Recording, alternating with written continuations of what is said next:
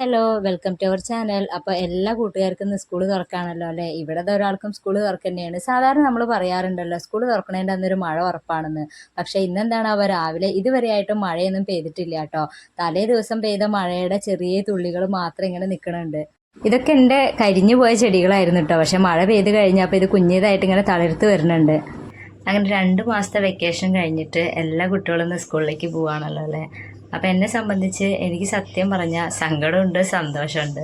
സന്തോഷം എന്താണെന്ന് വെച്ചാൽ ആമി ഇപ്പോൾ 6th കേട്ടോ. ഈ 6ാം ക്ലാസ് വരെ ആമീനെ സ്കൂളിൽ ജൂൺ 1 അതായത് സ്കൂൾ തുറക്കണ ദിവസം അവളുടെ കൂടെ പോവാനും പറഞ്ഞയക്കാനൊന്നും എനിക്ക് പറ്റിയിട്ടില്ല. കാരണം അതേ ദിവസം തന്നെയാണല്ലോ എനിക്ക് സ്കൂൾ തുറക്കണത്. അപ്പോൾ ഇതുവരെ 2.5 വയസ്സിലാണ് ആമീനെ നഴ്സറിയിൽ ചേർക്കുന്നത്.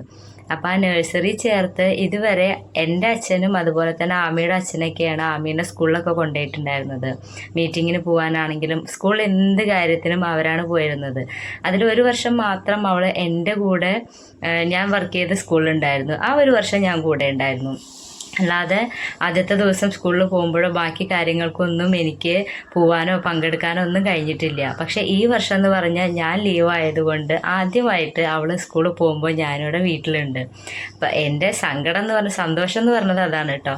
സങ്കടം എന്ന് പറഞ്ഞാൽ എന്താ വെച്ചാൽ ഇത്രയും വർഷത്തിനിടയ്ക്ക് സ്കൂൾ തുറക്കണ ദിവസം ആദ്യമായിട്ടാണ് ഞാൻ വീട്ടിലുള്ളത്. അതിലെന്താ അത്ര സങ്കടം എന്നല്ലേ? അതിലെന്താ സങ്കടം എന്ന് ചോദിച്ചു കഴിഞ്ഞാൽ നമ്മൾ ആ സ്കൂൾ തുറക്കണ ദിവസം നമുക്ക് ഭയങ്കര രസമാണ്. കാരണം സ്കൂളത്തെ അറേഞ്ച്മെൻ്റ് ആയാലും നമുക്ക് ആദ്യമായിട്ട് കുറേ കുട്ടികളെ നമ്മളെ ക്ലാസ്സിലേക്ക് വരുമ്പോൾ പരിചയപ്പെടാനും അപ്പം അതൊക്കെ മിസ്സായല്ലോ. പിന്നെ അതുപോലെ തന്നെ നമ്മൾ ഏത് വർക്കായാലും അതിന് നമ്മളെ ഫ്രണ്ട്സും കാര്യങ്ങളൊക്കെ ഉണ്ടാവില്ല. അപ്പം അതൊക്കെ മിസ്സായല്ലോ എന്നുള്ളൊരു സങ്കടമുണ്ട്. അപ്പോൾ ഇന്നത്തെ മെയിനായിട്ടുള്ള പരിപാടി എന്ന് പറഞ്ഞാൽ ആമി സ്കൂളിൽ പോകുമ്പോൾ ആമിനെ കൊണ്ടുവിടണം, പിന്നെ ബാക്കി കാര്യങ്ങളൊക്കെ അറേഞ്ച് ചെയ്യണം. അപ്പോൾ അതൊക്കെ നിങ്ങൾക്ക് കാണിച്ചു തരാം കേട്ടോ. അടുക്കളയിലെ കാര്യങ്ങൾ ആദ്യം എങ്ങനെയെന്നൊക്കെ ഞാൻ നിങ്ങൾക്ക് കാണിച്ചു തന്നിട്ടുണ്ടായിരുന്നല്ലോ. ഇതൊക്കെ നമ്മളെ മധുരക്കിഴങ്ങും കോഴിമുട്ടയും പുഴുങ്ങായിരുന്നു. പിന്നെ അത് കഴിഞ്ഞിട്ട് ഇന്ന് ഇഡ്ഡലി ആയിരുന്നു ഉണ്ടാക്കിയിരുന്നത് കേട്ടോ. ഇഡ്ഡലി ആണെങ്കിൽ എനിക്കും അമ്മയ്ക്കും ഇവിടെ തേങ്ങാ ചട്നിയാണ് ഇഷ്ടം. അപ്പോൾ പിന്നെ അത് റെഡിയാക്കാമെന്ന് വിചാരിച്ചു. വേറെ ചമ്മന്തിയുടെ ഒന്നും ആവശ്യമില്ല. ഞങ്ങൾ 3 പേര് മാത്രമല്ലേ ഉള്ളൂ. അപ്പോൾ എല്ലാ കാര്യങ്ങളും വളരെ കുറച്ച് മതി. ഇനി ആമിക്ക് കൊണ്ടുപോകാനുള്ള കുറച്ച് ഉപ്പേരി ഉണ്ടാക്കിയിട്ടുണ്ട് കേട്ടോ. അതിനിടയിൽ ഏട്ടൻ പ്രോഗ്രാമിലായിരുന്നു. അതിൻ്റെ ഉള്ളിൽ കൂടെ നമ്മളെ ധ്യാനം വിളിച്ചിട്ടുണ്ട്. ധ്യാനം എന്ന് പറയുന്നത് നമ്മൾ ഈ ക്വാർട്ടേഴ്സിൽ ആമിയുടെ കൂട്ടുകാരായിരുന്നു. ഞങ്ങൾ കഴിഞ്ഞ വർഷം വരെയൊക്കെ ആമിയും അല്ലൂസും ധ്യാനും ഒക്കെ ഒരുമിച്ചാണ് സ്കൂളിൽ പോയിരുന്നത് കേട്ടോ. പക്ഷേ ഈ വർഷം അവർ നാട്ടിൽ പോയി. അപ്പോൾ ഇപ്പോൾ ആമി മാത്രമേ ഉള്ളൂ ഇവിടുന്ന് സ്കൂൾ വണ്ടിയിൽ. അപ്പോൾ ഇന്ന് ഫസ്റ്റ് ഡേ ആയിട്ട് സാധാരണഗതിയിൽ എല്ലാവരും ഒരുമിച്ച് പോകണവരാണല്ലോ. ധ്യാനം എൻ്റെ വീട്ടിൽ നിന്ന് വീഡിയോ കോൾ ചെയ്തതാണ്.